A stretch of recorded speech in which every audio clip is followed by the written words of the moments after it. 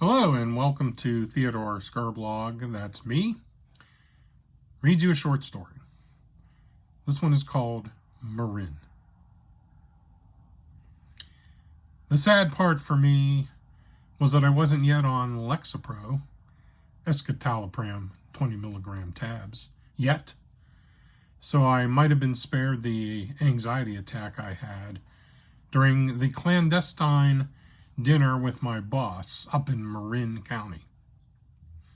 I picked her up at her insistence, mind you, on the Hog.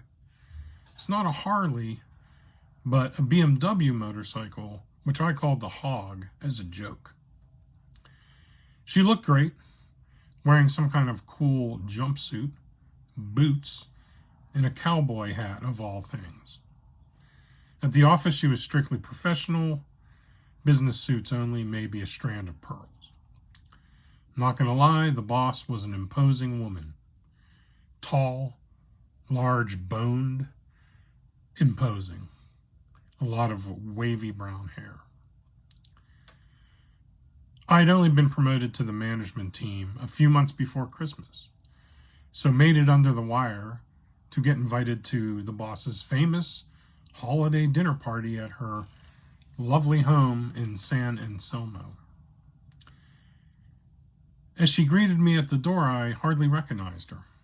It's the first time seeing her out of her professional uniform and wearing street clothes. I also saw her when she thought nobody was looking, reaching into the turkey that was the centerpiece of her buffet table and tearing off a big chunk of meat with her bare hands and gobbling it down hungrily. I found this oddly alluring, and I couldn't help myself due to not yet being on clonidine 0.2 milligram tabs to help with impulse control. So I said, nothing sexier than a woman ripping apart a giant bird with her bare hands.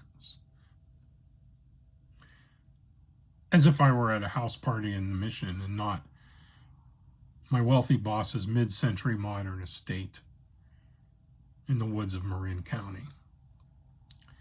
She turned to me in a semi-startled but not horrified fashion and said, "Oh, that's very funny, Dave.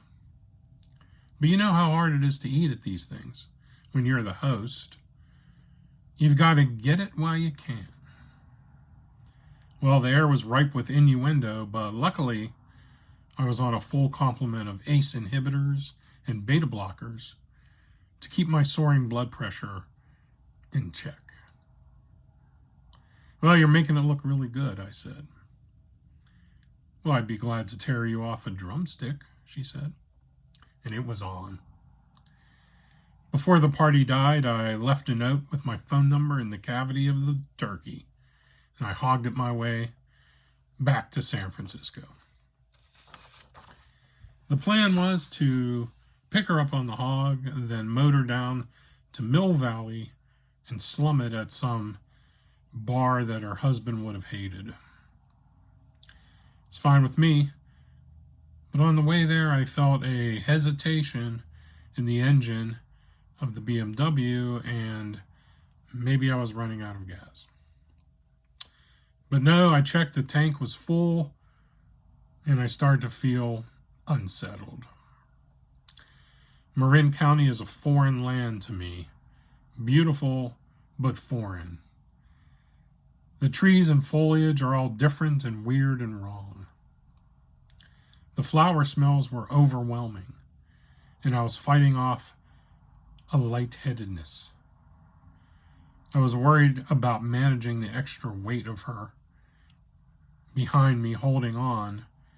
Her height and stature were throwing me off balance, as it's nothing but twisty hairpin roads and turns all the way there. We were only a few feet from the bar when the Hog decided to conk out completely. To her, it seemed like we were just parking, but I knew better. I prayed by the time we got out, the Hog would have miraculously fixed itself. Inside the bar, I could hear nothing but my own thoughts in the form of a loud, obnoxious buzzing. I could not hear the waitress, the other people, or my boss sitting across from me. I was looking at her cowboy hat and wondering, why would she wear it?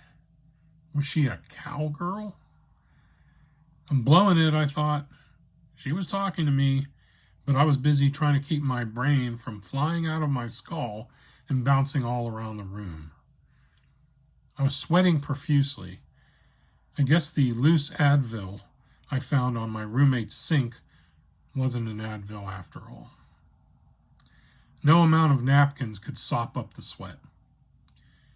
Finally, she looked at me and said, "What is wrong with you?" "I've got to get out of here," I said. Anyway, I think everybody will be relieved to know that the next time I had a clandestine date with a married boss, I was thankfully on the proper medications. Thanks very much for listening.